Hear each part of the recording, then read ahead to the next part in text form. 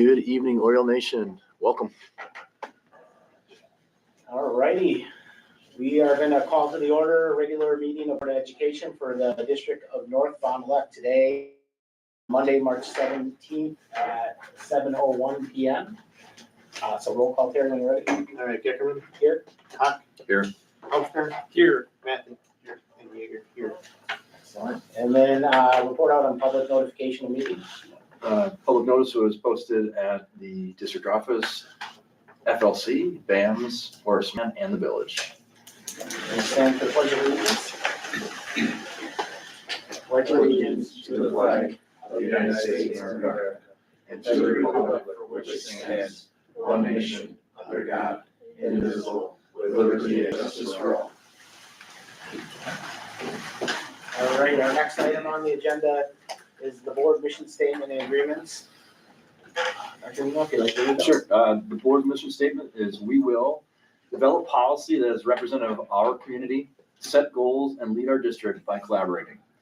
And the three beliefs that we have as a district are stand up and own it, which basically is that individual mindset that when we take on something that we have within our world, we're going to do the best we possibly can do with that and be the best version of ourselves as well.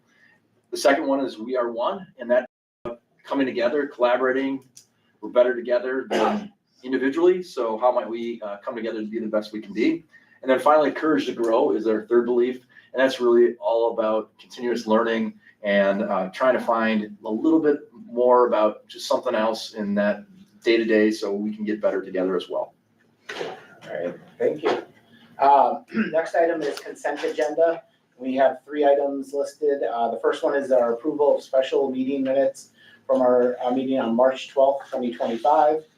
Second item is approval of regular board meeting minutes from February 24th, 25 meeting. And then our treasurer's report, all of which are found inside our board packet. So if there are no questions, I'll look for a motion to approve consent agenda. So moved. Second. Okay, and then roll call. All right. Matthew. Yes. Huck. Yes. Geckerman. Yes. Humphrey. Yes. Yeager. Yes. All right. Our next item is board member share a moment of pride. So first. I would just like to thank Terry. Unless something strange happens between now and the first, this will be his last board meeting. So I want to thank him for the last 3 years. It's been a pleasure working with you, and I'm gonna miss you. Appreciate it. Yeah.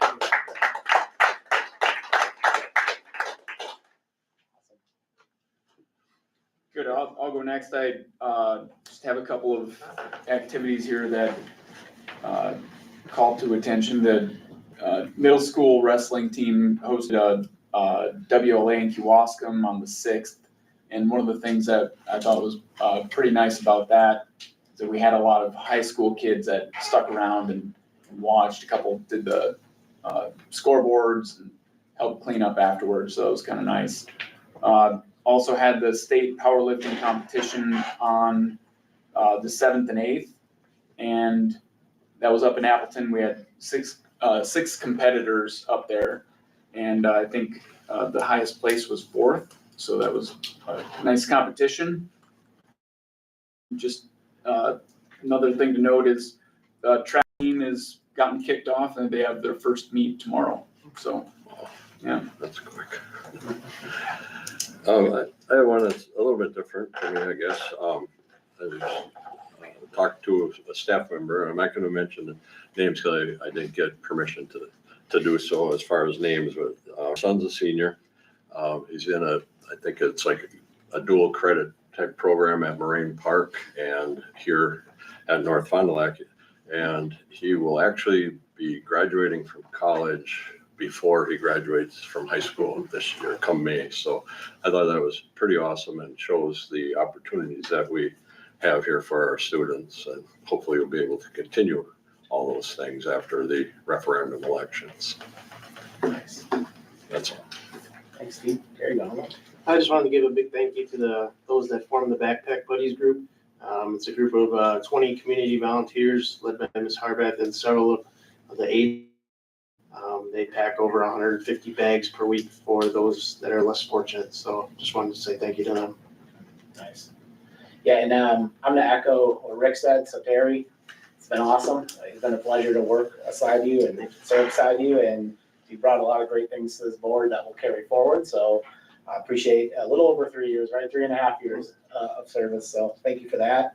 And then my piece is just on the winter carnival at FLC, so I remember when my kids were little, they used to do something like that, but nothing as extravagant as it is now, so huge kudos to that team, and I know there's many, and I would not do it just for who I'll put time and effort into it, so looks like a cool event. One other thing I forgot to mention is the valedictorians were called out. And congratulations to Jacob, his daughter Ella is one of the valedictorians, so Very nice. it's pretty awesome. Yeah, congratulations. John, I'm gonna jump in quick Oh, yeah. too. We're Let's gonna keep get it going. rid of Terry too soon, because actually his term doesn't finish until the next, This very meeting, yeah. so it'd be the April 27th. So we might have a special meeting in there that is still, Sure. hopefully. Awesome. All right, we'll move on. That's all we agree on. All right. Well, at the bingo game, we raised about $900, so that was very good. And with the help of myself, we will be returning our school Easter egg hunt this year. This is basically an Easter egg hunt for both the high school and middle school. There are eggs hidden around the school, and students can turn them in for prizes. Unfortunately, student council voted against doing elementary school as they will have their own events going on that day. Prom will be held April 5th, and post-prom will be at the YMCA in Oshkosh. And student council is also doing Kiss a Senior Goodbye. This is a simple fundraiser where any student in high school grades may purchase a Hershey Kiss and write a note to students in a senior class. The next board meeting, we will have our next year's representatives introduce themselves and their roles. Key Club and National Honor Society had the Backpack Buddies food collection. For those of you who don't know or are unfamiliar with the program, it is where the district collects non-perishable food items for low-income families within the district. Between both clubs, we had a total of 57 participants with 40 service hours. The list of a few items we collected were 106 boxes of mac and cheese, 39 jars of peanut butter and jelly, 22 packages of Knorr sides, 20 cans of chicken noodle soup. And another special project we held was the Belize Mission Project. Both clubs once again did a combination of donations. We had 27 pairs of shoes donated, 246 pairs of socks, and a large amount of school supplies. The National Honor Society banquet will be held April 6th at Horace Mann High School. We will be inducting 19 new members. As for our next year's officers, the voting will be held soon. Key Club Kiwanis Breakfast will be held in May, and the date is to be determined. Bessie Allen Middle School and Horace Mann High School will be hosting the 37th Annual Jazz Band Chili Supper on Wednesday, April 23rd. And a congratulations to all the robotics teams that made it to state. Any questions? It's a busy time. Yeah. Any questions from the board? I just want to make another note, just passing through the Horace Mann. I was able to see that they had interviews through Youth Apprenticeship and PFM just about a week ago. There's over 90 of our students got interviewed by local businesses and other people coming from the community. So number one, huge shout out to all those community members and businesses who came in. Number two, 90 students having that opportunity to engage in that. Next year, we will be up, we were, I think, at 30 this year for around that ballpark for Youth Apprenticeship. And next year it'll be closer to 60, 62, which is amazing, doubling it within a year. So all those opportunities, the resources that we have, and hopefully we can maintain all those as well. Nice job. You're welcome to stay or you're welcome to go. I have to pack for a trip. All right, There you go. go enjoy it. Thank you for your time. All right, next item is band choir and band members. So let's see, we have some guests. I'll do a brief Yes. intro. So, just super excited and proud to show some representation for BAMS tonight. Our students have been really getting involved with the performing arts, whether it be the musical that we did this year, to their great performances at solo ensemble. So I've invited some of our choir and band students to perform a piece that they did at Solo Ensemble, and fortunate enough to have our fantastic music teachers here, Mr. Rasmussen and the sergeant here, to help lead them. So I will turn it over to whoever's going first. Okay.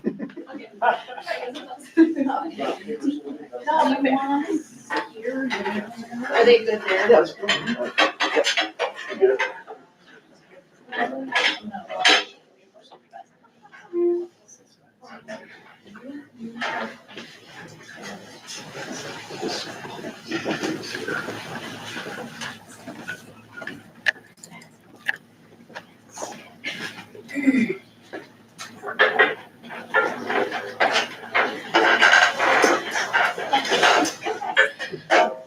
I'm Janetti. I'm Madison.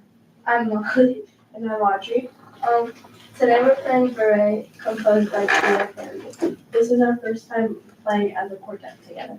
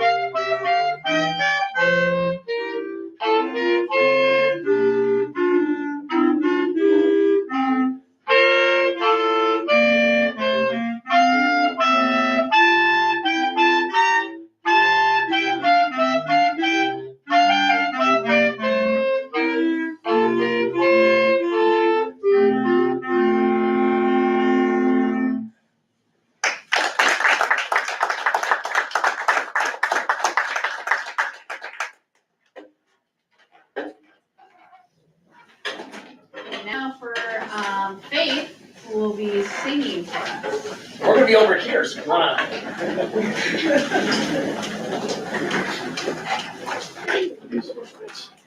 And before Faith introduces her piece and whatnot, special shout out to obviously Sierra, my colleague at the middle school, Julia, my colleague at the high school. We've combined over 50 events combined both middle school and high school, instrumental and vocal. A couple weekends ago at St. Lawrence Seminary, I did share an email. I don't know if the board got it though, but all of those results.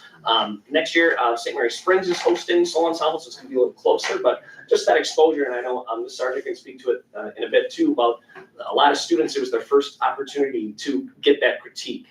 If solo ensemble is not something that they're familiar with or that they're used to, getting that outsider perspective, even though they might be saying the same thing that Ms. Sargent and myself are telling them, just having that other set of eyes, that other set of circumstance of, hey, try this. What do you think about that? Giving them that exposure, that self-confidence, that ownership. It's a lot of fun to see that progress. So I'll let Faith introduce her piece. Good afternoon. My name is Faith Wood from Bessiel Middle School. Today I will be singing for you At the River by Aaron Copeland. An interesting aspect of this piece is that it has lovely harmonies and beautiful lyrics. Enjoy.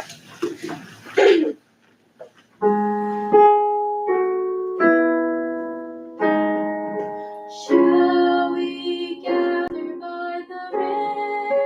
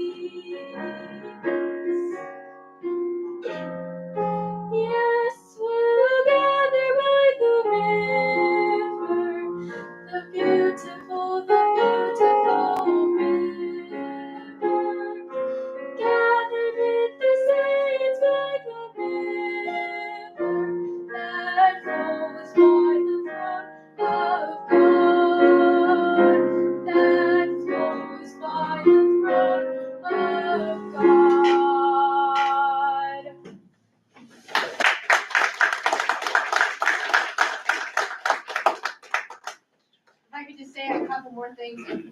You know, music is such an important part of the educational experience. I was just wondering if any of our students here today, do you have any thoughts or on like why is music important to you? What does it mean to have music available at school?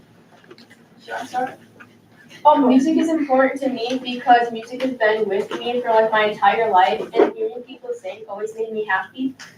And music is important for the school is so kids can express their talents of singing and playing instruments. Anybody else want to share?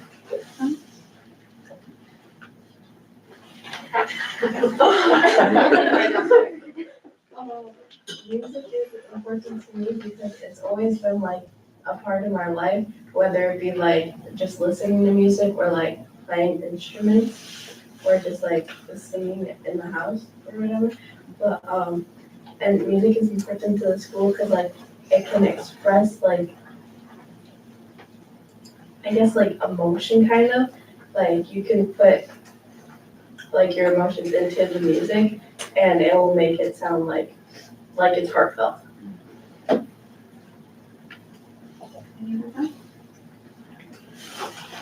Thank you for giving fans an opportunity to showcase our talents that we get to experience every day.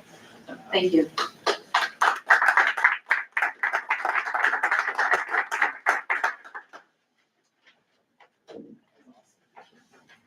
And also that segues to our next regular board meeting. We'll also have some high school students that were asked to state. We'll offer that at the April board meeting, and then we'll also announce next year's high school musical for the fall. So it's a good teaser for the next board meeting. Stay tuned. Yep, stay tuned. More to come. Thank you. There you go.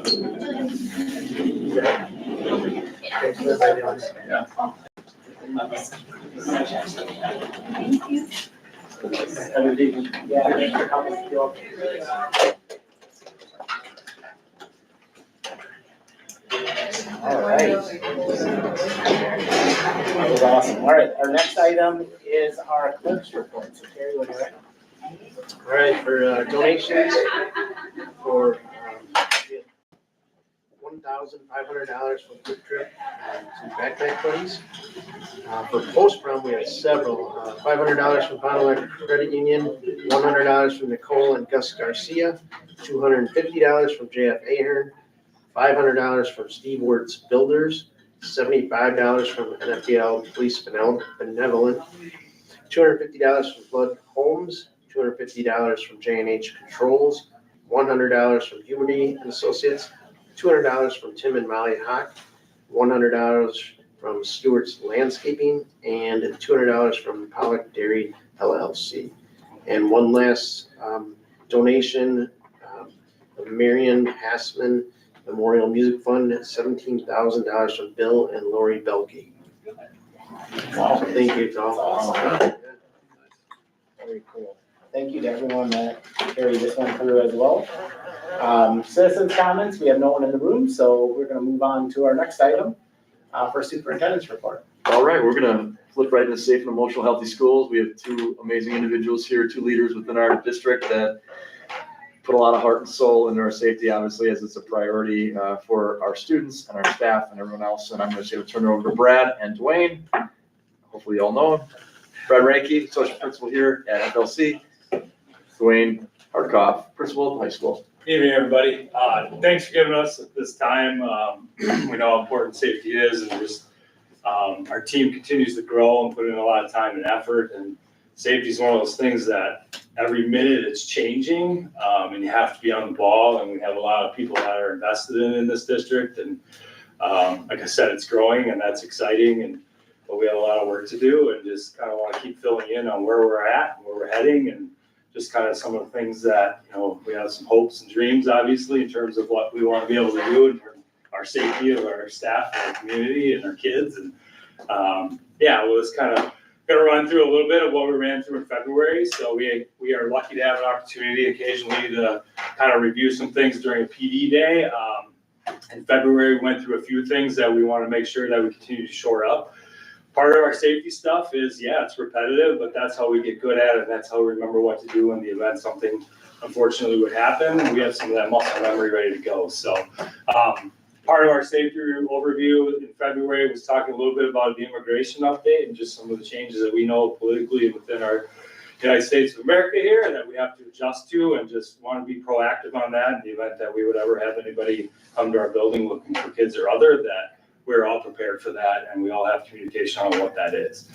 We talked a little bit about hard corners, our reunification, and just went into a few activities and looked for some other things within here. So I don't know if you want to talk a little bit about immigration or.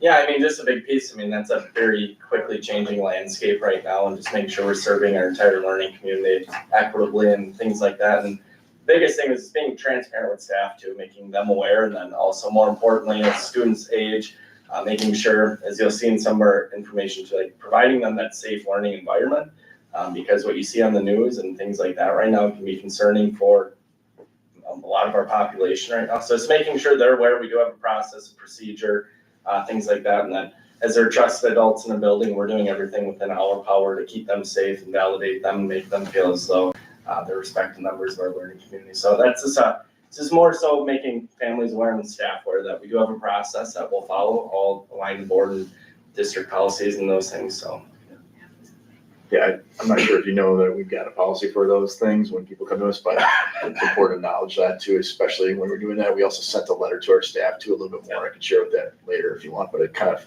hits right here, so. Yeah, that's just kind of the process that we go through. I mean, we're not gonna go into detail today, but know that there is a process, the event that happens. Each building is pretty consistent with that, and you know, if that ever would happen, we'd be ready for any of that event and how to document it and go forward, so. So if they have the subpoena or whatever warrant, I guess, I'm assuming it cannot be like a blanket thing. It has to be for a specific individual, correct? Correct. We wouldn't let anybody in just to walk around and.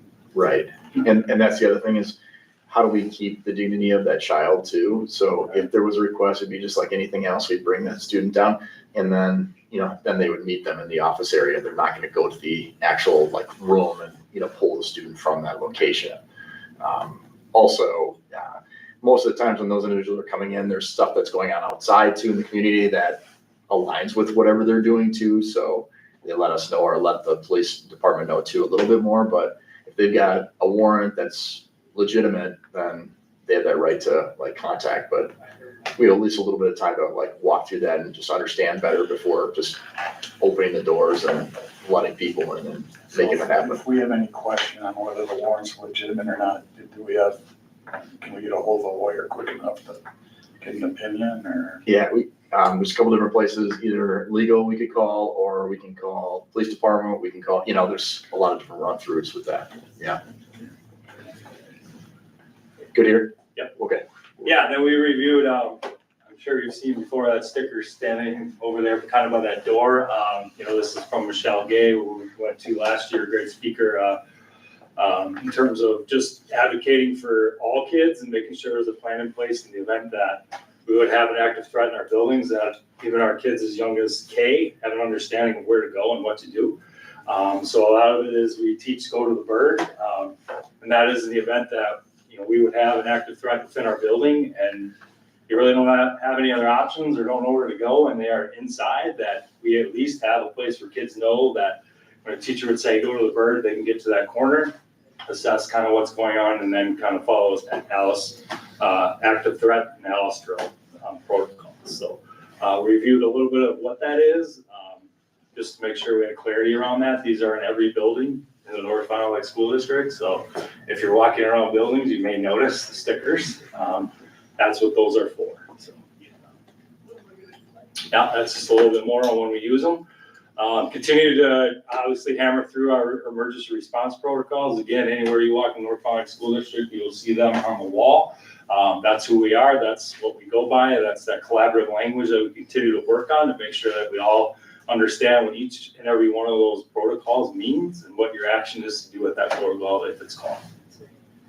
And even knowing like that's for any emergency situation, a student or staff member falls ill or there's a medical emergency, those are similar things we follow as well. Or in the community, if there's a robbery or something nearby, those are also protocols that apply, not just within our building, but anything that can impact from outside. side as well. And it's the language, right? So everybody knows exactly what the same language is so that we're all operating on the same dial. So that's a really important part of this too. We had a dumpster fire a few weeks ago over there that we had to do again and stay in here. Everybody thinks the smoke was hit the playground. So just simple things like that continue to, work out for us in terms of our protocols and procedures. So, and we dove in just a little bit on reunification. We could probably talk about this for weeks. But this is just a reminder of when we would have to do a reunification in the event that we have emergency or crisis situations, earthquakes, tornadoes, different things we may have to reunify. Gas leaks, chemical spills, active threat, obviously, and then any type of evacuation that we may have to do. In the event that, we have to evacuate, we have that protocol in place. Anytime there's a danger piece, that's another opportunity to reunify. As we continue to go here, we'll kind of dive in a little bit here. Let's skip the next one. This one right here? Yeah, that one's good. Then we talked a little bit about when we reunify, remembering our rally points, and just where those are, and making sure that everybody in the district continues to know where these are. No matter what building you're in, you know where to go and what to do. Our goal, one of our action steps in May, is to get our students and staff all to take this walk on one day. Everybody's going to be exposed to this, so even our students will know where this place is too. We haven't quite done that. We did it with our staff this fall.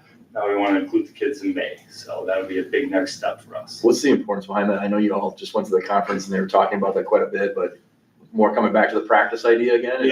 Yeah, it's the practice idea of knowing that, we don't know where you're going to be on any given day, right? And we have a lot of staff that go in different buildings. They go from FLC to BAMS to the high school. We have meetings at different places. You need to know where you need to go or be if you're in those buildings. That includes kids. The amount of high school kids that we have over here on the daily is a lot. The event that we would have to unify, they need to know too, like, hey, FLC's over there. We would be, at Village Park, or just being able to practice that and know that. That's a big thing. And that's kind of one of the things that the conference that was hammered through is like practice until people start talking about you practicing too much. Because then you're on the right path, because in the event that something would happen, that muscle memory and practice would come back and help you. And even just building the awareness too, like maybe in your FIAD class in the gym, or maybe you're down in the science lab, your route, depending where that active threat is, may differ. Like rather than jumping on McKinley or something, like you might just need to take a different route. So maybe a little more for the older age students too, like, so they have that self-advocacy effect in there. Whereas the younger ages, like our trusted adults also have that opportunity. Like, hey, if it's here, I might take this route instead of going directly as we practice mentally or in class. So yeah, in the fall we did take that walk, and at least like for my group at FLC, we talked about like what could be some of those barriers, right, with your kids, and this would be another great opportunity in May to like actually do it and walk with kindergartners over there and be like, hey, what is that barrier? With first graders or other, even fifth graders, or even high schoolers. Yeah. Like, what are those barriers that might be there that we aren't thinking of in the event that we would have to, roll? So when you do that in May, is that going to be kind of like a situation that's explained, and then it's kind of like let the teams react based on their training and kind of go do it, kind of. Yeah, it'll be a little probably more organized in terms of, hey, maybe practice that active threat, and then after the active threat, hey, we're going to practice reunifying, and then just rolling out that way too. Sure. Just because of that exposure part, we want to make sure that kids understand like where that is. Not that we have them all scattered all over the village, and then you kind of lose that practice a little bit. We want to really solidify, this is where you go, this is how you get there, no matter what that path is maybe. That's where you need to be so we can account for you. How do you do so if you have students, kind of like high school students might be over here doing something, and how are you organized with like the roll call scenario? So is that just everyone has a list, or? Yeah, every staff member, we put binders into place last year for an accountability measure. So every roster is in there for teachers. So some of those students are in like their YA or youth apprenticeship hours during that time. And at that point, it'd be like, this is ranking them, accounting them, like they're accounted for, but maybe not necessarily in class at that time in high school. But every teacher in our district has a binder with every roster for every kid to account for, make that process easier. The anomaly a little bit is our YA students over here, or even at MUSA, things like that. It's still accounting for them. We'd have that documented, like, hey, I know that Matt isn't here right now. He should be at YA, but we also need to make sure we account for that individual, even though they weren't part of the thread, so. Got it. And just to add on it too, I mean, obviously in a real event, you want your kids just to get somewhere safe, so it's not gonna be perfect lines, us going down the hall, I mean, but they at least know where that rendezvous point will be. But some kids might, head to a house or whatever it might be. There might be classes that remain in part of their action of just blockading their door and staying in that zone. So again, it's more of the practice and the recognition of saying, okay, if something were to happen and it's gonna be scattered, at least you can get to that spot so they can all rally back up with the hopes. Sure. That'll be part of it. It'll be a tabletop exercise, whatever scenario we go through. Our room may determine, like, hey, we need to barricade in, but we're still gonna go rally as an entire district or building that day, depending how we split that. Just so you still get that one rep in your mind of walking and doing that, no matter what your determination was. So. And then those locations within there too, like on the next slide, there are locations that every school will have. So there's that accountability piece too. That's also for busing. I mean, because the buses are gonna be rolling up at that point, so they know, like, hey, here's our high school, they're accounted for, here's BAMS, here's Stratford, here's, ELC, and here's FLC. So you can see Lemieux Park is a lot of half BAMS, depending on the side of the building you're on. FLC's on the basketball courts, district office is there. Who else is there? I believe Exploration is there, I gotta change that. Yeah, so that's kind of where they roll, and then obviously BAMS High School and Trafford, they're over at Village Park, so. Just those different rally locations in the event we need to reunify. We'll just skip that one. Yep. Just two, or we? Nope, that's good. And then we developed on fall, we went through in service a little bit with roles and duties, so this comes from I Love You Guys, great organization. John Michael Keys. We had our conference. Everyone's, it's probably the most standard reunification method out there. Right? Everybody's kind of using that one. We heard a little bit of the story. Had one of the SWAT team members that was at Columbine spoke at the conference. Could hear a pin drop on that one. Just a lot of impact on what they've done in terms of the tragedy they've had for schools and safety. If you ever get an opportunity, it's called I Love You Guys. It's all free. It's a pretty amazing site. There's so much resources on there and just different training and different things to think about. We've pulled a lot from them. We've looked at all the roles and duties and kind of as a safety team, narrowed that down to what we think we could do in North Fond du Lac or what fits us best. We reviewed a lot of that in fall with our staff, initial rollout. That's something that we need to continue to roll out.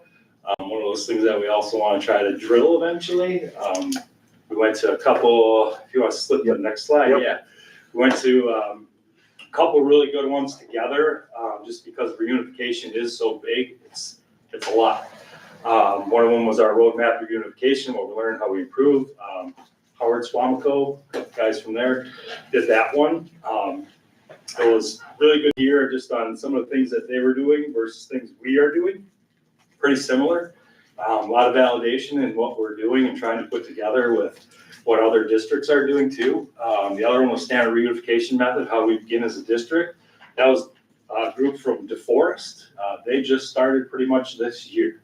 So they were walking through things that they were doing or developing, and we kind of looked at each other like, all right, we're on the right path, we're doing the right things. So it was like, we felt good about it. Like, we probably could have gave that one, but it was good because it was like, okay, like we're checking the boxes on things that we know we have in place right now. Our big thing moving forward is obviously how do we make it even better and how do we get it over the top, right? And that's kind of what we started to do a little bit with, if you want to slide to the next one, if you have anything to add on that. No, I think just to add too is like Howard Swamico, for example, like we thought we had the perfect plan.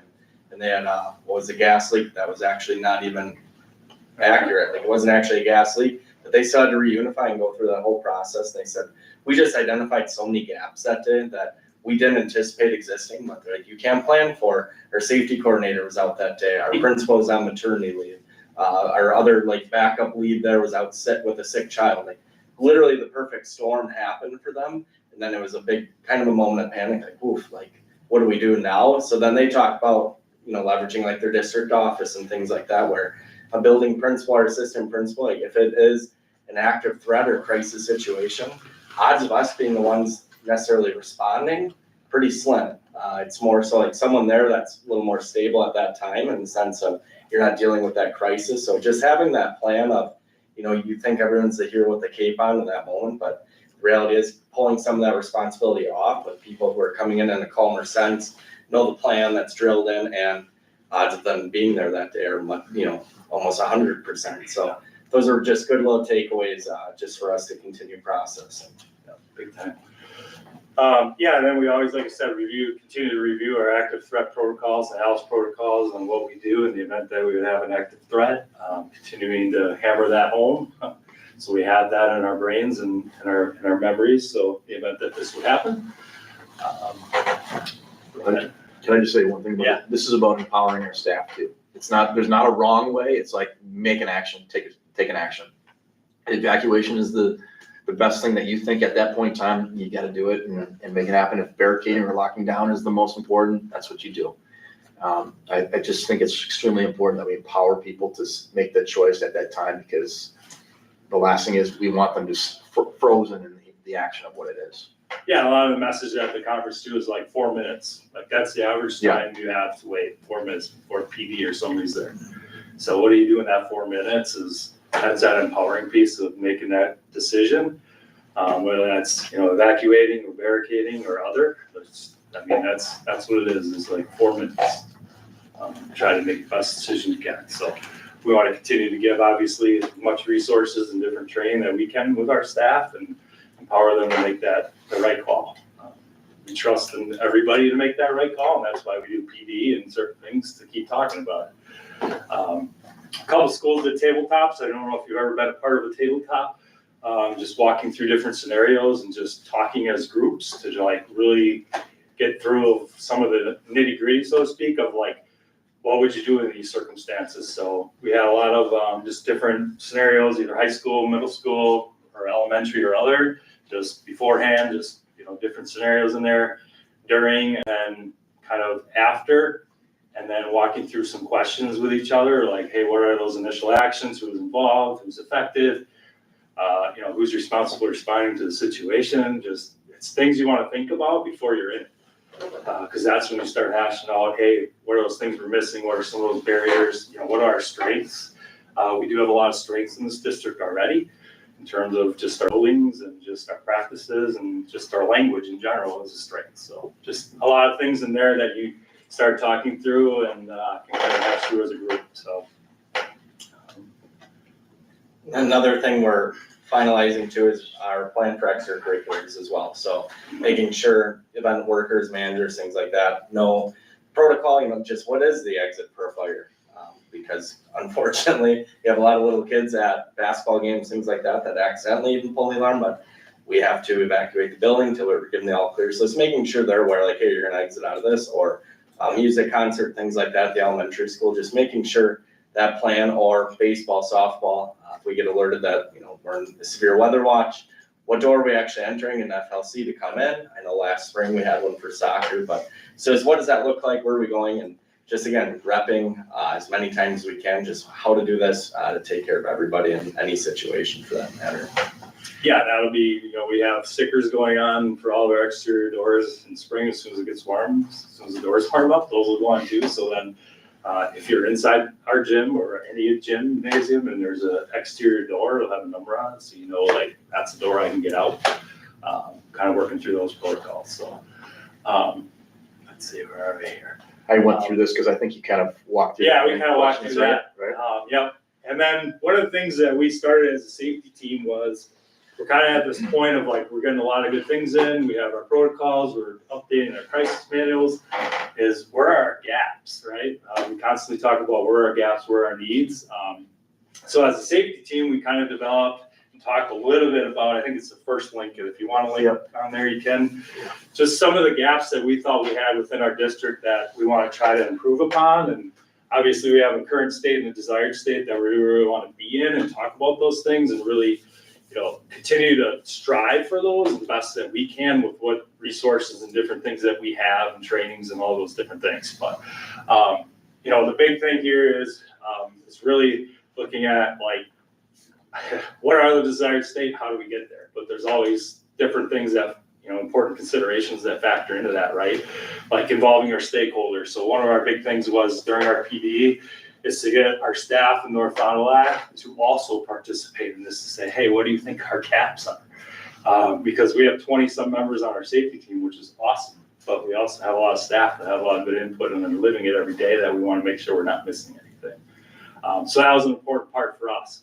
Data-driven approach, obviously any type of incident report, surveys, observations. We've had a couple medical things within our district this week, in fact, that those are opportunities that we learn on and try to be better with. And, we take those practices seriously and talk about them, either at a principal meeting or other, just to make sure that we're continuously having good practice. Prioritization, obviously focus on addressing the most significant safety gaps first. So, we want to make sure that we are solid on what those are. If it's a heightened need or, we think it's like entering a building or we need a lock or a camera, those are things we want to really hone in on first to make sure that we have them. Obviously continue to get better, reviewing, updating any protocols every year annually. We look at that, we update them, people move, things change. We want to continuously have the right people on those teams, whether that's medical or other. And then cost. That's a big one too, is all this stuff, a lot of the safety world costs money. So continuously looking at cost of things, how do we get grants? Is there other things out there that we can do to continue to be better with this stuff? So, keep going, Brad, or? Yeah, that's fine. A lot of big thing here is this is one of our questions that we honed in on a little bit too with our panorama survey and, just some of our key performance indicators in that is looking at, hey, what do our kids think about our district as a safe schools, right? Everybody interprets this a little differently on all different levels. So as you can see, FLC is 88% of our kids said, yeah, they feel safe at school. Trafford 80, BAM's 81, the high school 75, Exploration 58. And as a district, 76.4%. So we ask ourselves, are we okay with that? I don't know that we are okay with that. But there's a lot of different ways that we interpret how do you feel safe at school, right?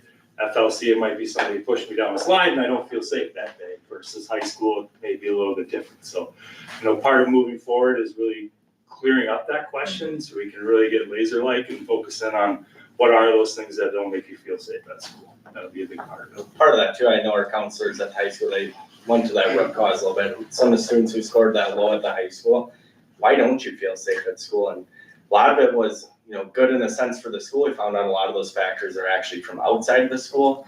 More of it's, home related when they come to school. They don't necessarily feel that. And part of it's just clarifying the question to Brad's point of, when we define safe at school, what does that mean to you? So even trying to loosely define that for students, like this is our adult version possibly of feeling safe. So just continuing to dig in on those factors because ideally in the perfect world, 100% feel safe. But right now we have some work to do.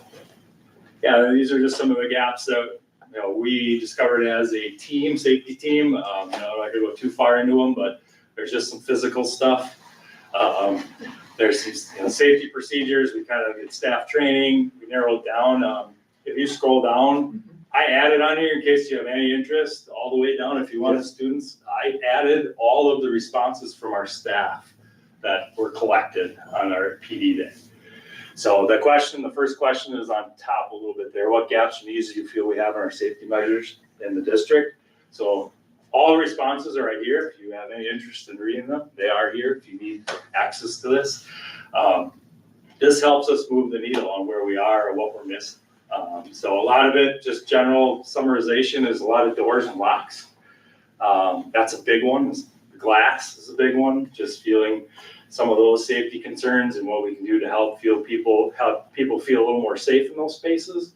Our buildings are beautiful, but yeah, they are a little bit of a safety piece to that in terms of the windows and how do we prevent that, but that comes with practice, right? And the police department, though, Yeah. coming through the Yeah. school, said this is one of the safest Yeah. schools, even though we have those glass pieces because of all the shutdowns and lockdowns that we have, so. Yeah. uh, Just different pieces, FLC, yeah, they came through in the fall and kind of went through it and like, we can Caterpillar out of here. There's so many different places to get through and there's a lot of other things though that we can get, like glass breakers, different things that we know we have to continue to try to do. Those are those resources piece. So this was just what thoughts or action steps you have to help with that. We just always want to make sure we have action steps moving forward. And, a lot of it is, that's kind of where you get a little bit more crickets. It's hard to make decisions or have action steps on things. But a lot of different locks. Some things are reasonable and some things aren't. And you just kind of sort through that. And we just know that we wanted their input and to be able to look at that and move forward with some actionable steps to help with some of that. Yeah. And I was just gonna back up one step. Officer Yeager came with us as well to the safety conference, and he got to go to a few sessions. We actually joined him in one where the Secret Service actually ran it on how they've averted since like 2018. I think they started really documenting this, how school shootings and bomb threats, things like that have been averted, and just a good takeaway on that. And really the genesis of some of that is, how do we threat assess students too with local law enforcement? So a big piece of that is our continued partnership with them and the trust. If we have a student we're concerned about, or even an adult for that matter, when we bring that threat or concern to those individuals, what's that process on that? And that's really the biggest indicator that we heard there too, even the session with the SWAT officers where the Columbine shooting was just a lot of these, there were millions of tips out there. Like these were all, there was a pretty good awareness. Even the guy who spoke on Columbine, he's like, that wasn't even meant to be a school shooting. That was meant to actually be a massive bombing situation there. It didn't go well. So then they actually diverted to going and opening fire. So just learning more about that. And then he really hit home on that one at the end where it's like, you can control so many factors. And that's really the biggest thing. And then his daughter spoke to, she was a victim of a shooting at a nightclub too. But really, that's a lot of what we're doing. And that's probably the biggest affirmation. That was the last session. And even Officer Yeager was like, hey, a lot of things we're doing, we're building those reps, making our students aware, and there is a plan. We can control a lot of factors, but just kind of how to walk away from that. So I just want to make sure Officer Yeager too, he took quite a bit from that conference as well, and continuing, especially as a first year SRO with us. So. Yeah, a lot of different SROs there, which is good for him to network and just us for network with other SROs too. It's a great conference, so it's very good. Next steps, I didn't put everything on here, just some brief stuff on, this year we really looked at active threat drill, rally points, going to do that in students and staff. In May, fire drills are ongoing, 10 a year. We're hitting our marks. That's pretty hard to do in Wisconsin. It'll be 2 years in a row. We got some in December, January, and February, so there's a win. Continue to address the gaps, obviously, with our safety protocols and procedures, and then really looking at our reunification, how to get over the top, school kits, to-go bags, just there's certain things that we know we need and want to put together this year, hopefully. And then moving forward, just update any planning of in-service, PD days, drills, our crisis response manuals, our med teams. All those things need to be updated every single year, and there's new key players in those spaces every year. Monthly safety themes, that's one thing we're continuously working on, is how do we keep safety in light of all our students and staff, to keep talking about, hey, what are some things within our safety realms that we can control or learn about or know. And I just want to keep, preventing and providing our staff and students with some of those things, and then working on evacuation drills, reunification drills, some of those things to continue to get better, do the reps, feel good about what we're doing. And then accountability, right? Improvements in technology is, that's where that comes back to that wish list a little bit. There's certain things and programs out there that we could do and get to help with that accountability piece. Ultimately, paper usually is the best, but we're a growing district. I think we've gotten about 9 kids this week at FLC, so that paper piece is tough to keep up with. That's that accountability piece we want to make sure, because that's the most important part of when we would have to reunify our other. That's it. We want to count for every single person that's in this district to make sure that they're safe. And then training for our safety team and staff. More training we can get, the better. it's important. And then just action steps based on student staff surveys, anything that we get, we want to be actionable on that. We want to hear what people are saying and, do things the right way and make sure that we put things in place to help people feel good about being here in North Fond du Lac. So, yeah, that's a lot. There's more. We could probably talk for hours on this. But anytime you have questions or anything about what we're doing, feel free to ask. We have an amazing team, 20-some members this year. It's growing a lot. We have a lot of people interested in it and are working really hard. So. Well, it's just over the 3 years that I've been watching this stuff, the progress you guys have made is just amazing. Where we were 3 years ago and where we are now. Yes. Yeah. I guess the conference probably really helped us with that, really reaffirming and reassuring, wow, okay, we do that, we do that, we do that, we do that. So that was a big thing this year for us in terms of moving in the right direction and doing the right things. And we have a long way to go though, and I'm a humble group and want to keep working hard and make sure we have things in the right direction and people feel good about what we're doing. So I appreciate what you guys are doing.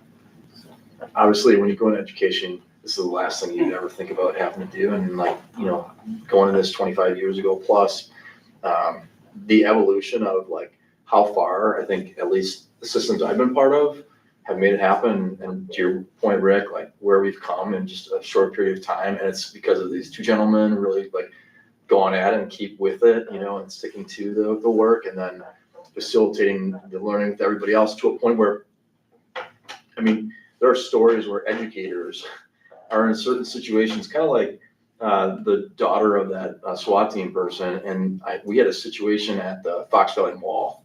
Still remember this. And there was 4 or 5 Appleton educators in the area. They were telling other people how to react when this all was going down. And other people did not get that same kind of training. And it's we're very fortunate that we have that training, but I think some people have no idea we do this at the same time. So obviously it's the last thing we ever want to do, but at the same time, we know we need to keep our area as safe as possible, especially our kids and our staff. So appreciate all you all do. yeah.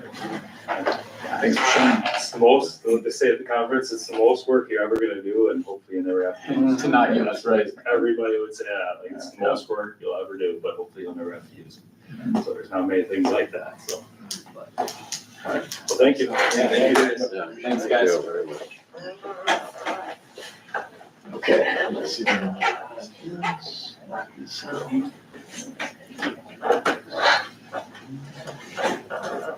Okay, we're gonna move into a little bit of the learning academic zone here just for a couple minutes. Good night, guys. Thank you. Appreciate it. So there's several different things going on right now in terms of financially. Obviously, we're always trying to be fiscally responsible. Currently, we have about 3 different systems for collecting data. We have a system called EduClimber, which basically is that warehouse where it's supposed to get the attendance behavior, grades, assessments, all compiled in one. We have Panorama, which is that survey that they were talking about in terms of surveying our students, our families, our staff, so we get a little bit of understanding what that's going on. And then we have our student management system, Skyward, which really basically is the mothership on making sure that everything is running in terms of being an informational system for the district. DPI takes and pulls everything out of Skyward. Okay, so all of our data, that means grades, behaviors, attendance, you name it. Sometimes looking though at the stuff in Skyward is not that clean and not user friendly. And so what we're in the process of doing, we've had EduClimber for a number of years. It's been part of a company called Renaissance company who bought them. And since then, it's done its own thing. We started getting information from several other players saying, hey, have you looked at this yet? And this husband-wife team in the state created this next path, it's a next area, who also created EduClimber. They sold EduClimber and said, okay, we're gonna start the Renaissance. It is what it is right now. And as they're going through that relationship, they didn't really like it too much, so they left it. And now they recreated a new system that really hit some of those areas where they were struggling before and helping that. One of them being how a system like NextPath talks to Skyward.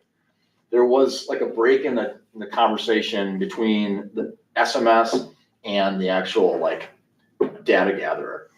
So every night, Skyward rolls in the data. So the next day you can see that up front on on NextPath, so you can gather that.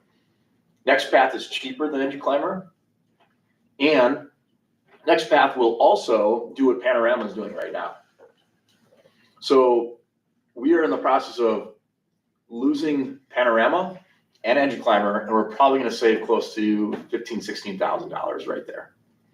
And it'll all be housed in the one area. I'll just show you a quick example of NextPath so you can see what it's all about. But the whole point and what they try to do, hopefully I can sign in okay, you never know, is trying to make it as user-friendly for teachers and for administrators and others just to access quick.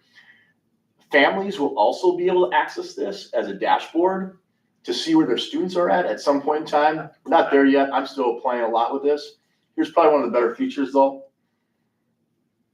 So at any time, we can pick up data from any one of these areas, from STAR assessment to Wisconsin Forward to access for our EL students, or students with EL, excuse me, Ames Web, any kind of assessment we have on here, course grades, GPA, you name it.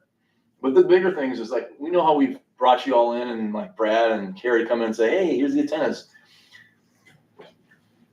This is far easier and far quicker. And I'm not gonna jump into this, but it shows comparisons, disproportionality. I can literally click on one of these toggles right here and it would show me exactly who those kids are in that 1.7%.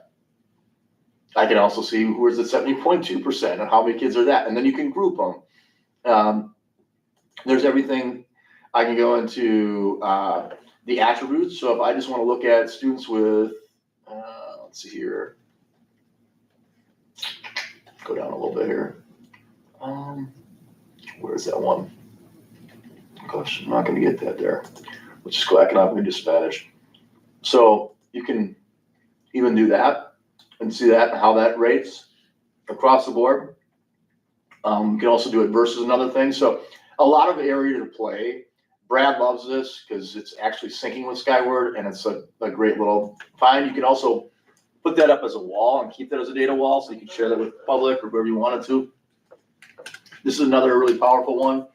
So this is all the incidents as a district, showing you all those things on the side here. Just breaks it down. You can even go into like what are the best. But you see here, the most dominant one throughout our district is language right now. We've got some fighting incidents. These are all majors, by the way. And then you see down here, possession of alcohol, throwing objects, lower, sower seeds there.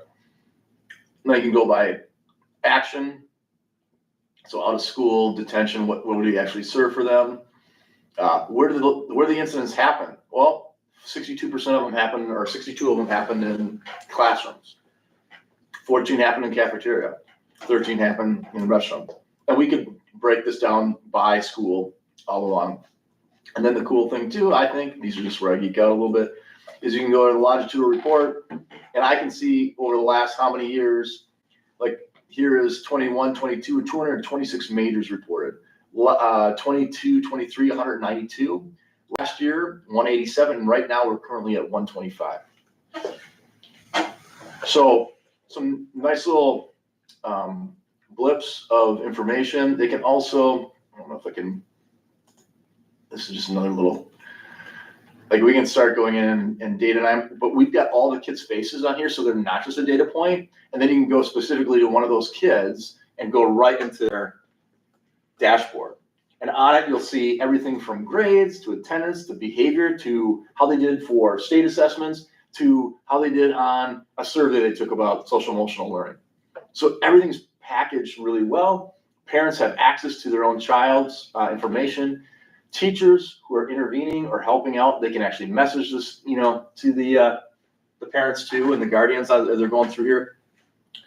Act 20, the big thing that Lauren's working a lot on, is also programmed and played in here. If I can get there. Oh, that was the same one. While you're clicking that, Yeah. did you say, will this from a parent perspective replace Skyward then? No. Okay. Go ahead. I'll leave. There will be, and that's the difference about Skyward 2. We're upgrading that. So it's, again, more user-friendly. The version we have is like 1980. Did we put that upgrade out for a little bit and then pull it back? I don't think so. Okay. Why, did you see something different for a little bit? Yeah. When was it recently, or? I got a couple people reach out, so last week. And I just think we need to manage that curve because it is visually different, so. Very visually Yeah. different. So the app that you'd have on your phone right now is like, again, 1980s style. The icons on the new version is just so user-friendly where you just push, attendance, push, my food budget's still lower, you can hit that and like everything's right there. Yeah. Assignments from the teachers or what they're doing or not doing also feeds into that so they can see that up to date. Emails can go directly to the parent, or a direct message can go to the parent if it's not, and then student also can see that as well at the same time. So some pretty amazing things that are, I'll show you the upgrade of Skyward here in just a second, but this is the Reading Plans Act 20. So if you look at, I can give you screening window spring. I want to go to, winter. Okay. So this was just the last assessments. And remember, Lauren came in, there was a number of students who didn't reach that point in terms of the priority for reading at that level for, the different grades. And there's over like 200 students, and this is normal, again, 216 students.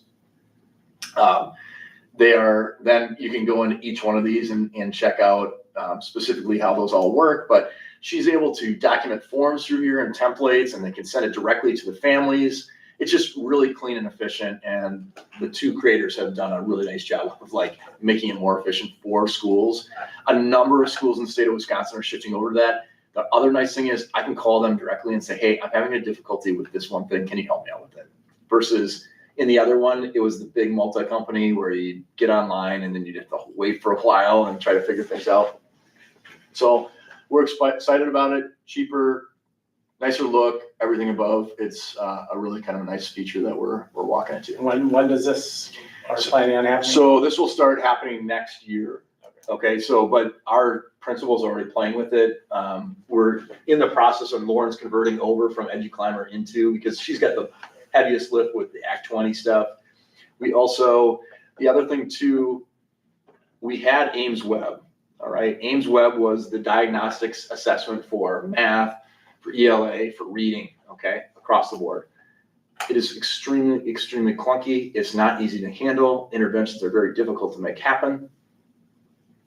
So currently we're looking at another program, which I think is the answer. Let's see if I can get back into this quick. Sorry, everybody. I gotta cut myself out. It's called iReady, and a lot of school districts across the state use iReady. iReady is, again, I'm just gonna go to this. Come on, there we go.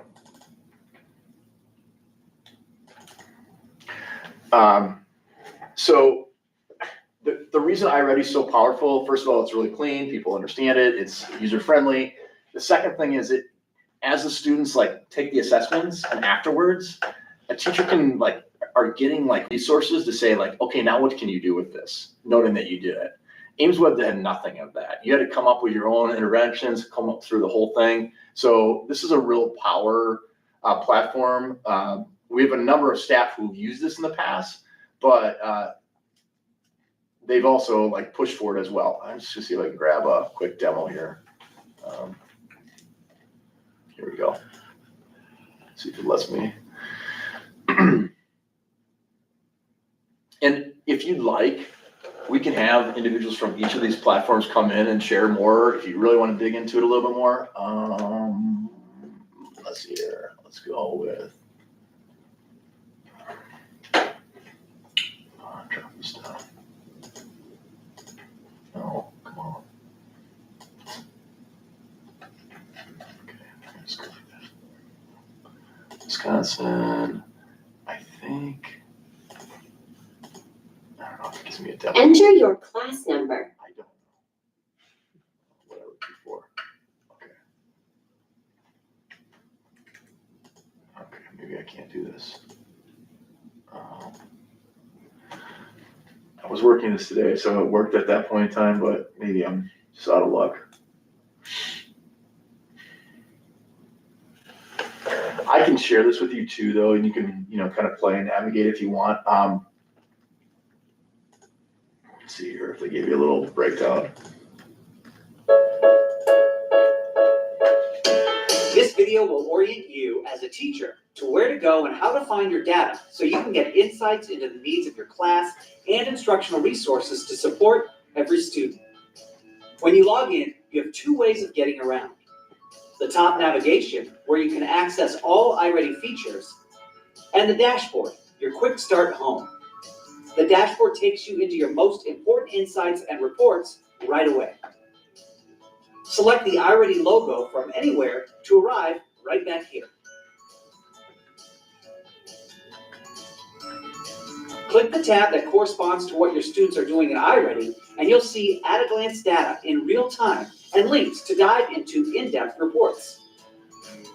For instance, if your students have just finished a diagnostic and you want to see the results, select Diagnostic Results. On the right, as with every screen on the dashboard, you'll find links to key tips and resources to help support your students and know what to do with your data. On the left, for this tab, you'll find an overview of how your students performed on the diagnostic, and links to go right to key reports. Let's take a look at how you get to all of iReady using your top navigation. Rosters is where you manage your students' settings, check the accuracy of the students listed in your class when you're starting the year, and obtain student login information. Assess and Teach will let you see upcoming diagnostic windows, assign online lessons, and get access to teacher-led instructional resources. Reports allows you to access all of your students' iReady data and see student progress. You are defaulted to looking at reports for your class based on the results of the iReady diagnostic and monitoring, but you can also move to see reports for online instruction and standards mastery. The reports available to you will vary depending on which areas of iReady you use. Switch to the student level to see reports for individual students. If you don't know what you're looking for, hover over each report name and a description will always appear. You can also select batch to batch print student reports for a group or class of students. You can navigate to the most important class reports from the top navigation or from the dashboard. From any class report, you can use the report name dropdown in the blue bar to switch the report you are viewing for a class. Use the subject dropdown to change subject, or the class and report group dropdown to change to a different class or report group. Click the Basically PDF saying icon high to level, print what you see on your lower screen. and then. Your filters and sorting remain in what prints. To see a student's information, click on their name. You can switch the report or subject you're viewing to get more information about that student. Or you can pull up a report for another student from the drop-down menu or by typing directly in this bar.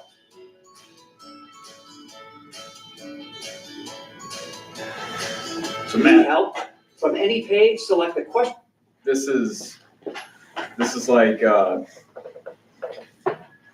like testing to determine how well our students are progressing against a standard. Yes. And then it's like it's basically standardized testing, right? Mhm. And then this gives you more like grouping tools and things like that to help. Is that what The purpose of it is that we want to teach our teachers to become data-driven learners, and then making that data that they find to make those adjustments that are needed for their students. Right now, it's like, oh, I think they're doing okay, blah, blah, blah. This actually forces the hand of saying, okay, how can I get better at doing what I'm doing within that area? And it also coaches them up. So just like we had in the past, we had STAR here. So we had a, fall, winter, spring. It'll be the same kind of thing here. Now, some students might need more help or more assistance in some of those areas. The only area that we will not use and that we have to keep using Ames Web for is reading. State mandate, we have to do it. We do not have to pay a cent for that, okay? Because that is the only thing funded through the state mandate of the state literacy report that we can actually use. This we'd have to invest in, which is comparable to what we were paying already for Ames Web, but a lot more user-friendly for our teachers, and they can become more data-driven in their learning and teaching as well. So they're constantly coming back to it. It's like a source of like, okay, how am I doing? And they can always assess their students at any time too. So it doesn't have to just be fall, winter, and spring. I mean, they could do checkups on it all the time and see what their dash looks like. So is there, I'm just thinking of like, now we have multiple systems to essentially do the same thing, but in different subjects. Is that confusing at all? I think that this is more of a K-8. This is not like all 12, all right? So, because for 12 or 9, 12, we will be still pre-ACT and ACT. That'll be the majority of it, right?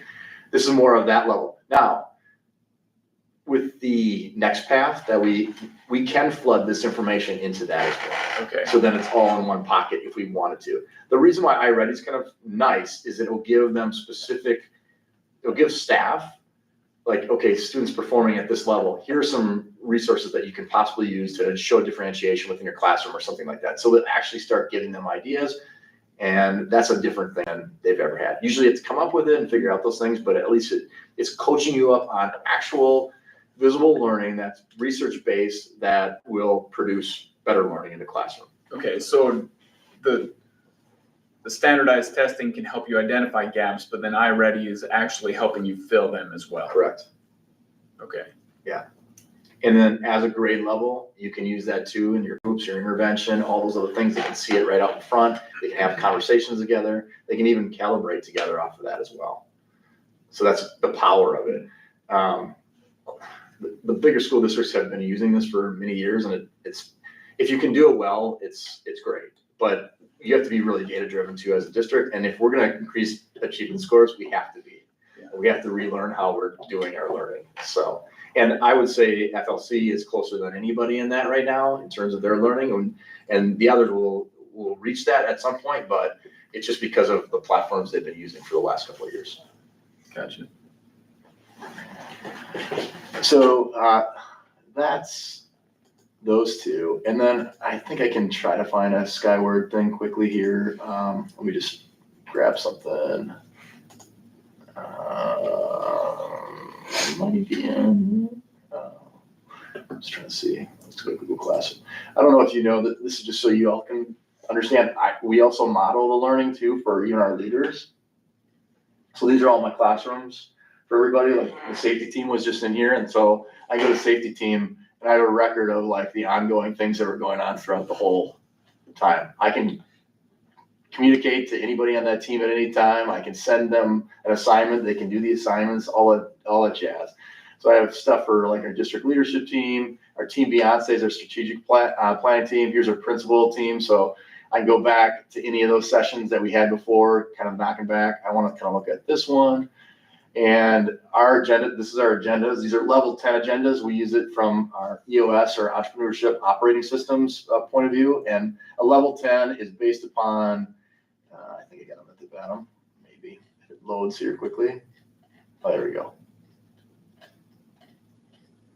So at the end of a meeting, we evaluate 1 to 10, and if it's a lower than an 8, you have to explain why. But did it start and end on time? Did you follow the L10 agenda? Is everyone on the same page? 90% or more of the to-dos or your action steps get done from last time?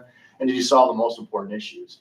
So the majority, like we kick off, we go right into like our wins quickly and where we're at in terms of our S's. Then we review our agreements as we move through here. We then go through the rocks that we're working on, the bigger things, and then we get into the issues. And we start looking at and examining like what is the most, and they get to choose as the leaders to say, what is the most pressing thing that you want to talk about at this point in time? We knock that out. And one issue might take the whole time. Usually it doesn't, but it's at least, some of those things. Now this one on this time, the check boxes, we try to knock as many out, and then we add new ones as we go along. Then once we're done, we plan for what are those action steps for what do we have to do next, and we calibrate like where we're at with that, and then again we evaluate at the end at whether or not it's level 10 or not. It's just a really efficient way of running a meeting, and we've saved a lot of headaches, and people don't come to meetings like, oh my gosh, I got to go to this again. So just a little sidebar of how we do our work here too. This is Skyward. And it gives you a lot of different things in terms of like what will look like in terms of that cumulative, what we're talking about, those upgrades. Let's just look at the family mobile app, see if they do a little rundown of what it looks like. Watch preview. Let's see if I can make this bigger, but I don't think I can. We'll try. There we go. So this is the capability that people will have next year. Is there an app now? There is an app now, but it does not look like this. Yeah. So see how it has the bigger icons, and then you've got your student right on top, and you can switch profiles.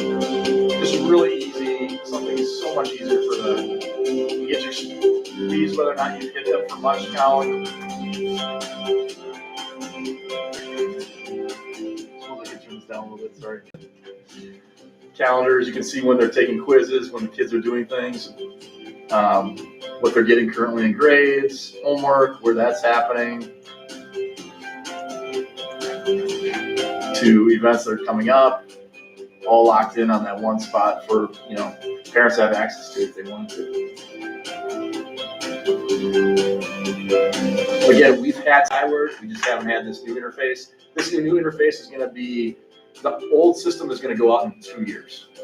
They're going to you have to move to it. Yeah, they won't support it. Yeah, because it is very, very old and clunky. Will all of the data simply back? Yep, it's already there. Transfers over to it. The biggest thing we're trying to do is get rid of old data in there right now, so it's easier to flux through. So our secretaries right now and district office people are just purging through. Online course requests, let me just see if I can go back to one more thing and show you, and then we'll be done. Let's see here. Let's just do this. Behavior tracking for teachers. Just watch a preview here quick. I can give you this link too, and you can see everything that you want to and more.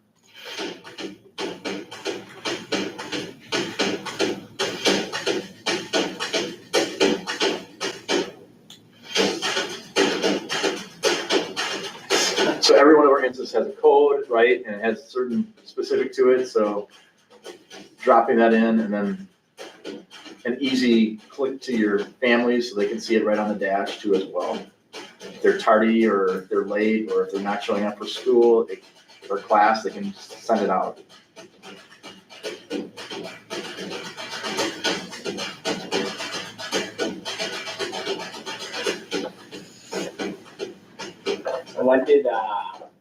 When did this come out? Cumulative? Well, yeah, this, whatever the upgrade of it, I think like 2 years ago. They weren't gonna, like, if we were gonna roll into something new, there wasn't something new coming, like. Brand new? Yeah. No, Just yeah. cause that stuff all said like 2018, 2019, their videos, so I was just like. Yeah, I'm sure it might be even older than that, John, because we've been talking about it for the last few years since I got here, so it's just a matter of like making that happen, but. And how are we gonna, so both things, lots of change, right? Yep. How are we gonna communicate with other parents? Yep. Yeah. So we've got specific, we're gonna show like these kind of points where the modules, so people can just watch through it, especially before the start of school year, they'll have access to that. We'll also have, like, when you come to open house night, availability to that, but they're gonna have to, the tech part of it is the tech part, so you have to get on your phone and use that, which for some people, they might not feel as comfortable, but for the majority, I think we're gonna be okay with it. But like actually hold sessions too, even at that open house, saying, hey, this is how this works, this is how you can log in, this is what you can get, this is what you're gonna see. Yeah. It might be nice to have, a place where they can sign up with the app right then. Yeah, absolutely, that's what we want. Yeah. Just because I know there's probably a lot that need to do it to understand it. Absolutely. Me being one of them, so. You'll have one person there, I promise. I'm sure there'll be a lot of people in the room. But yeah, if we could be more efficient for our families and it's more of ease, That's what we want. We want to make it, the communication line streamed so that there's not barriers and not slowdowns. And I think there are just some being the technology that we have right now. Yeah. So I think it looks good.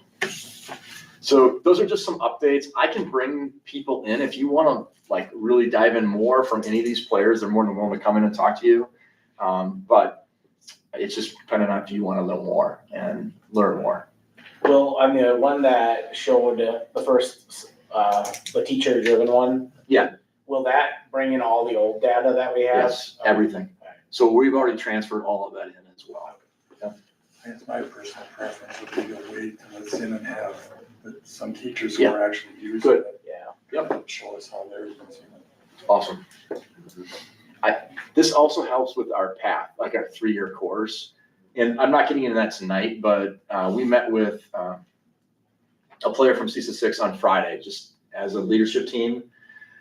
We're really trying to drill down. I'm super excited about this. We've got it like per year. What is that laser-like thing? And it all builds upon our data. Where are we at? And what does that look like? And then, I mean, I'm tired of seeing the achievement scores of where they're at. And I think we've got some things that we're going to tweak in on and really get solid on. I'm excited for it. We can share that plan with you so you can kind of see where we're going in terms of a full district.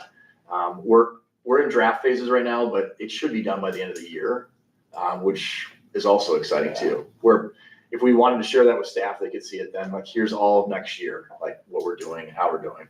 We're really fine tuning the CT time too, to get product out of it so we can see that on the regular to see growth or not within those players as well, which again, another exciting factor that I'm looking forward to seeing it, but a little bit more work to do on that.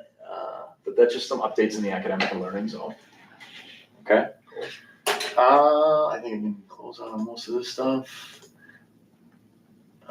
So you got to see a little bit of the ins of the principal schedules, how we do our business. It's a power hour. Like we come in and it's just, you just go. I mean, we don't waste time. It's like, here we go. This is what we're doing. And you got to own what you're doing in there and you got to make a voice, and everyone's pretty comfortable speaking up and sharing where they're at. So that's also rolled really well recently. Engagement and communications, spring election. Obviously, we're less than almost 2 weeks away from the election on April 1st. Obviously, we're pushing out a big get out and vote. This kind of ties into the referendum update as well from the financials. But last week, we were able to get to the Optimist on Thursday night. We brought a couple teachers and a parent. And actually, Dave Mann joined us too, just as that person who'd been with the system for a long time. And we got to open for Backpack Buddies. Backpack Buddies definitely stole the show. We were just the undershow. No, but we got to share the information. And obviously, the Optimists had heard the information from the fall, but we shared what the changes were and what's going on. And then the staff and the parents, everybody just got to share, like, why is North Fond du Lac important to us in terms of the district? And I thought it brought a little bit more personal, component versus just me talking the whole time and sharing the narrative. So that's been a really good thing. And then following that, immediately we went out to Town of Friendship, and we were able to share the same thing. We were actually on the agenda, which is perfect. Got to talk to the president of the board there, and he's inviting me back in April. So that's also exciting. I never got the invite before, just making some relations there. They felt the presentation was very good. Obviously it's informing, and they're learning firsthand from the people who are sharing. So that's also important too. We had probably about 15 people in that boardroom, and again, you learn a little bit more every time and meet a few new people. So that was exciting too on that side. Last week we had an informational meeting too. We had, I think maybe 10 or 12 people total. Again, just informing people of what's going on. The recording did not work last time. For whatever reason, the sound didn't work, so it's my technical difficulties. That's on me. But hopefully, we are going to switch the Wednesday night one to tomorrow night. And we had some, things that we had to switch up. So we're going to do the same bad channel, same bad time at 6 o'clock tomorrow evening. We are not going to Van Dyne. They said that we've already been out there, so we're going to respect that at this time. And then we're gonna complete the informational sessions tomorrow night and be basically done until the referendum in terms of like getting information out. I was able to go to Greater Envision this morning for our monthly politic meeting, I guess you could say. So there's legislators there, so Senator Fyan, Representative Alex Dolman, who is out of like the Lamartine, El Dorado kind of side of our worlds. Who else is there? We had representatives from Ron Johnson, representatives from Tammy Baldwin, representatives from Glenn Grothman. So it's really well attended. We had city council officials there, and then we had like the mayor and other folks. So we get to go around the room and basically say, what's going on in your world? I was the only school district there, which is awesome, good. And we had MPTC, Bonnie's always there sharing a little bit more information. But I get to share more about the referendum, supported by, Fyan and Dahlman. I've met with them so many times already that they know what I'm sharing, and obviously we're trying to work together and do the best we possibly can, but that was very positive. And then obviously this past, just tonight, we were over at the Village sharing the information as well. Again, good questions, good part, just getting the information as much as we can out there. I feel we really accomplished 2 goals within everything. We were able to reduce our asks significantly. The other thing is really be informative and, getting out there and being, sharing the story as best we can in terms of what our narrative was over the last how many weeks. Now it's hurry up and wait 2 weeks from now, and we hope we've done our job of getting people to the polls and just voting, which is what we really want, especially our families, and we hope our families go out and do that as well. We've been sending information home with them too. Tonight, there was another blast that went out in terms of just how to vote, how to get there, even absentee as well. So trying to hit every angle we possibly can. Oh, last thing with the referendum quickly, we did finalize, and this is just, I think I can do this. I think this should be fine. Come on, baby. This is the little video that we crafted with the people coming in and sharing stuff about North Fond du Lac. This will go out tomorrow.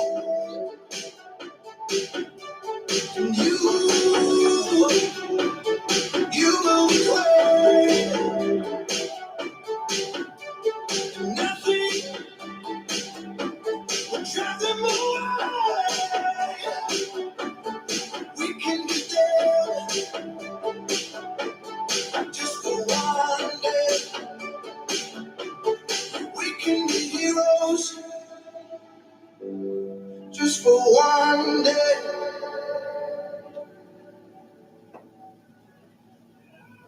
What I love about the school most is they have tons of activities, and why I love coming here every single day is because everybody is nice to me. And the reason why we love North Fond du Lac School District is because of the staff. So I don't know of another district that has, or another school that has over 600 kids, and the staff knows all the kids' names. When we walk in the morning at drop off, the staff greets all the kids by names. The librarian's standing right there and asks them how their day is. I think that's a really cool thing. I think when I was growing up and going to school, we never saw the principal unless we were in trouble. And now whenever I'm in the school, I always see the principal out and about, bringing the kids, walking with the kids, eating lunch with the kids, in the classroom, doing all these fun things. And I think that makes the school district a really incredible place. I've gotten to see firsthand how much the staff care about the kids, but as being a staff member here, I love how my admin team sees my strengths and they celebrate those strengths, and I feel like I'm truly cared about here. I like the people and the whole school at Upper C. I also like lunch because our lunch ladies are very nice, and I like the food. And I also like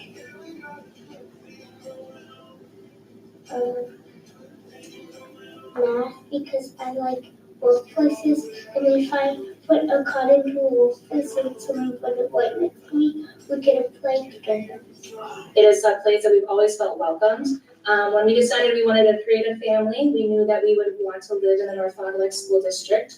Something that my husband and I both love is the dedicated staff that's within every school, whether from back when we were in school or our boys' teachers now. They have a great sense of community for all of us. It's not just my teaching that I love here in North Fond du Lac. I was able to send my children through the North Fond du Lac School District. They had an excellent education with wonderful teachers who cared about them, who taught them wonderful things. My oldest son, is a medic in the Army, and he learned medical information from his teachers at the high school, which helped him in his everyday job. My youngest son graduated with 24 college credits, a whole year of school, which saved him between $20,000 and $27,000 when he's all done with school. So we have a wonderful district with people who care about everybody. These are some things I like about the school. They have nice teachers in every grade. They make good food, and they provide stuff for you even if you don't bring something. I love being part of the North Fond du Lac School District. As a teacher, I get to see my students grow up. I get to see them when they start 8th grade and finish them out as seniors, and that's the really big of the small school district is we get to know our students. So many things I love about this district, We've but added that, don't I worry. have to That's say solid. first and foremost is just the incredible staff. The teachers, the admin, custodial, I mean, across the entire board. We just love the staff. Other families, it's just such a supportive community, supportive district overall, across the sports, across academics, and I'm just so thankful to be here. Yeah, we got a good thing going on. So this is an older version, we had to edit a couple things in, but it gives you the gist of. How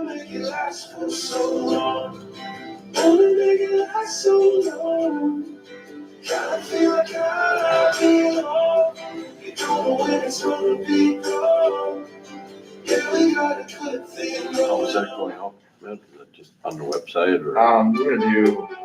We're gonna do a social media blast. Sorry, my cursor is not working. There we go. Yeah, we'll do it on social media blast tomorrow and just put some messages with it. And it's also on YouTube. That's where we'll generate. We're not gonna send it out on this profile, and this is an old version, so, yeah. Thoughts? Very nice. Okay, good. Yeah, okay. And hopefully we can share it with a whole bunch of other people too as well. But I guess that's my update. I wonder if there's any other questions that you have in terms of those components. So it'll be tomorrow, you send out a blast on the change in the date. Yeah, we did that tonight too. And then we'll do it again tonight. We'll do it tomorrow too, just so people are aware. I mean, as much as we can. But we will be at Horace Mann, same place at 6 o'clock tomorrow. Just thinking, I don't know if you want to put a sign up Wednesday night or something. Yeah, that's a great. And if they were coming, and this is what I said to them too, is if anyone shows up for whatever reason or is asking about what, just let's talk, because I can give you that information. And hopefully if the recording works tomorrow night, we can just have that available for people too as well.